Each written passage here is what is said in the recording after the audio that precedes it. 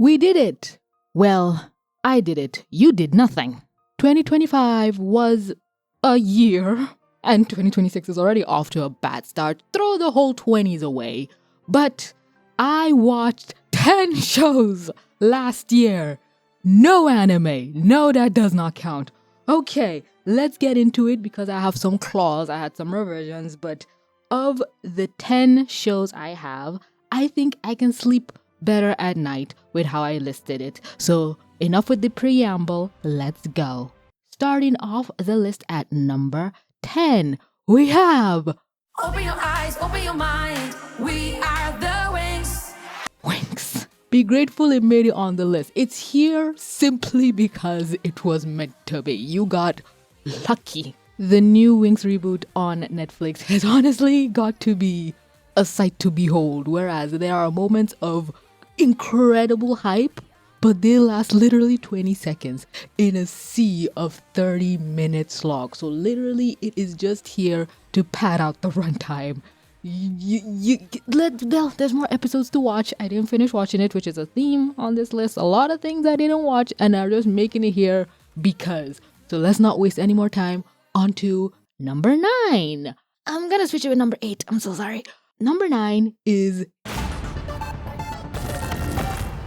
Invincible, because I only watched one episode of season 3 this year. I'm pretty sure if I had watched the whole thing, it would have been higher. But hey, 2026 looks to be a dry ass year for animation, so it can dominate this year. I'm pretty sure there's even going to be another season of it coming out. Like, they're trying to come out with a new season of Invincible every year, so don't be too sad. On to number 8, which was originally number 9. We have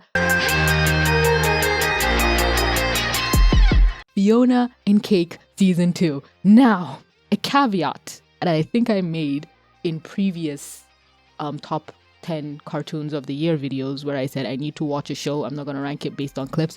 I only watched Fiona and Cake through clips, but you know, with the advancements of YouTube Shorts and TikToks, bro, I can watch a whole season without having to sit down and download and go through the treacheries myself. So yes, whereas I did not watch Fiona and Cake with my own 2 eyeballs, I watched it through segments and broken pieces, and that's why I didn't even want to put it on the list because it felt disingenuous.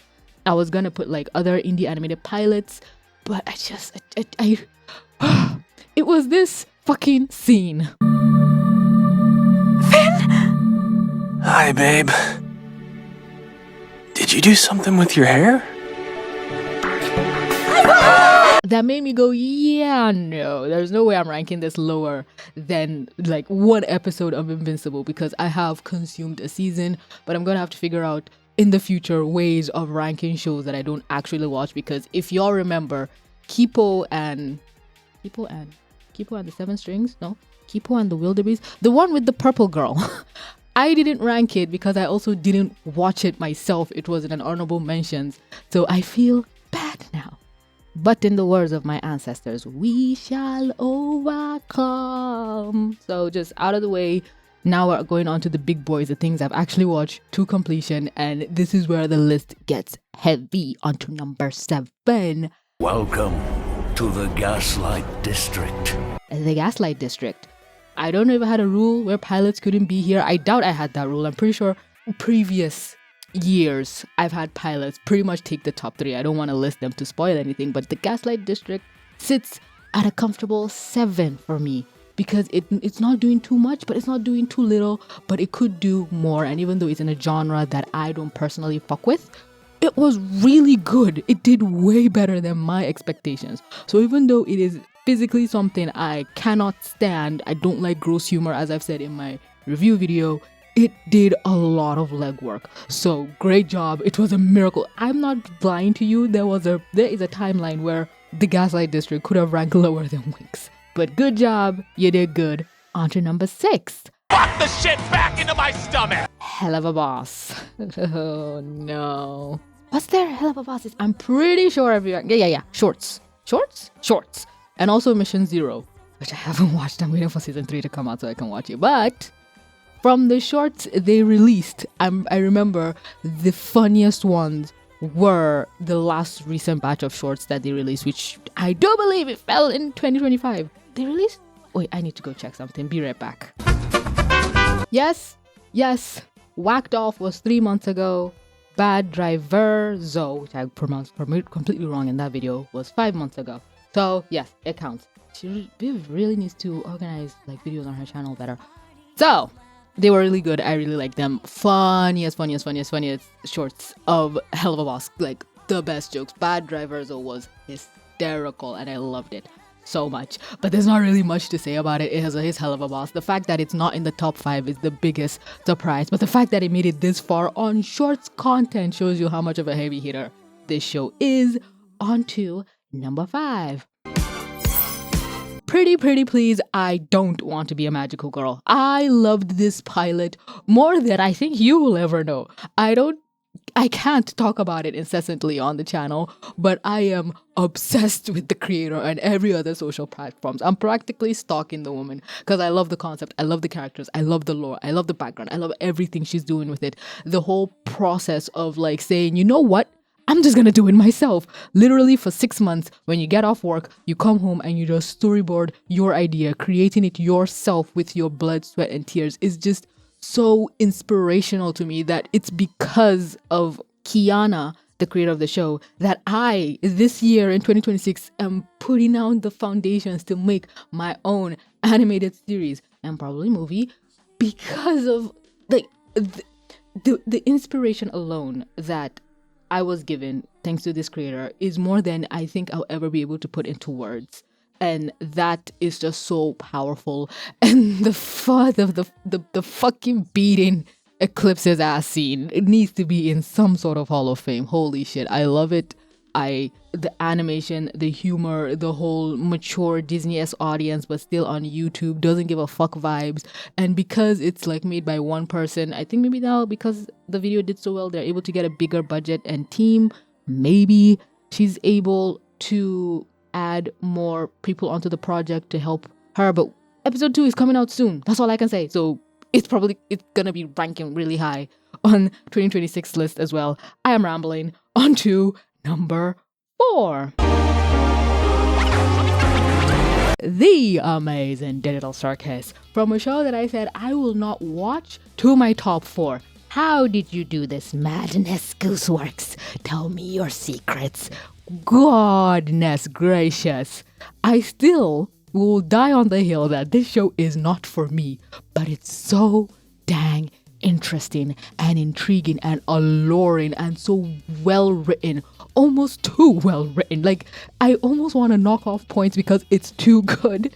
It's too intriguing. It's a show that honestly breaks all boundaries. Like all these shows are just breaking boundaries in like the indie scene in terms of animation, in terms of quality. We have come a long way from where my lists were dominated by the typical cartoons made by the top cartoon producers, Cartoon Network, Disney, and then like Netflix came in and then streaming was dominating my list. But now it's just indie shows, indie productions are just killing it. And this just goes to show your creativity, your drive, your passion will take you way farther, my accent, than you can possibly imagine. This is 2026 is our chasing our dreams era. Okay, whatever it is you want to do, get up and do it. Now is the time as the world is on fire.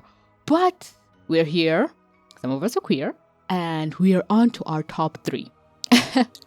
And this is where I start to panic because some people might have noticed some things, others might have not. But my number 3, and you know 3 is a unique number for me. It's my favorite number. So my third favorite show of 2025 is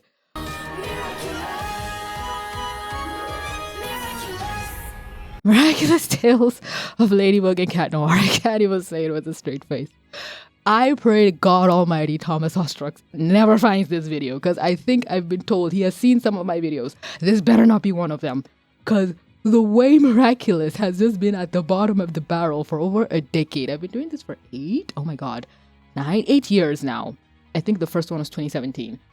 And Miraculous is number 3. I really like season 3, you guys. Oh no, wait, I think Miraculous was in a top spot maybe the first few years. I don't know. Somebody go check. But it's number 3 because season 5 was really good. And then season 6 just made it so much better. And I can't remember if some of season 5 bled into this year. I don't think so. I think this year is only season 6. Look at me speaking like I can't go and research it. I won't. Because I make this list like at the tail end, like when December starts, that's when I start panicking. And I just go back to the channel and be like, okay, did I review this year? Okay, fine, you're on the list. Miraculous, this 2025 has been, ironically, one of my biggest source of joy. Whereas it's been my biggest source of misery for most of the 2020s. So it has been a real 180, 360, 1080 degree turn to see it as a top 3. And I'm happy, personally. I don't like not liking shows that I previously liked. I don't like ranking shows bad. Hell, Winx is number 10, but I'm not trying to say, oh, ugh, I want you to be better.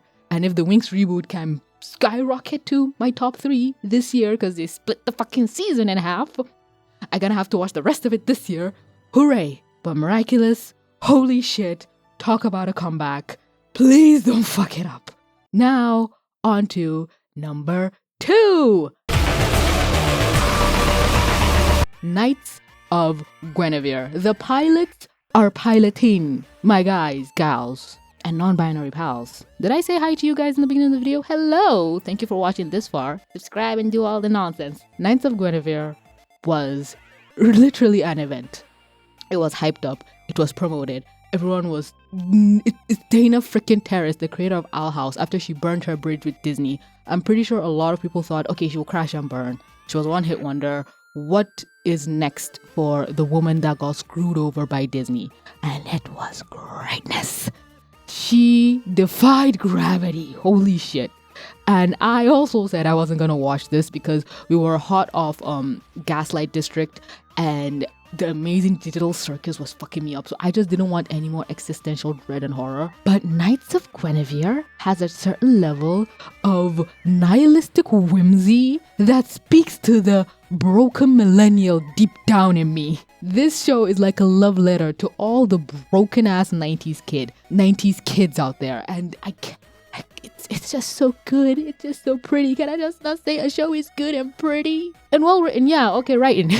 Writing it also has, and the characters, it has everything going for it that if it wasn't number 2, it should be number 1. But you probably guess what number 1 is. So Knights of Gwennavir, you did a really good job. But number 1 had its spot on lock and key since it was announced that it was coming out this year. But before we jump into that, here are some honorable mentions. The chickens seem really hyped to introduce it.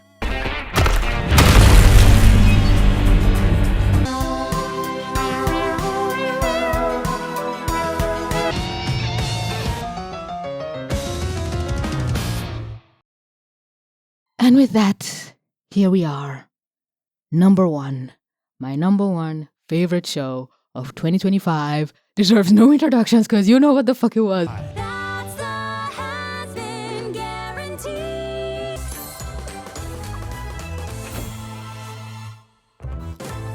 It was Hazbin Hotel.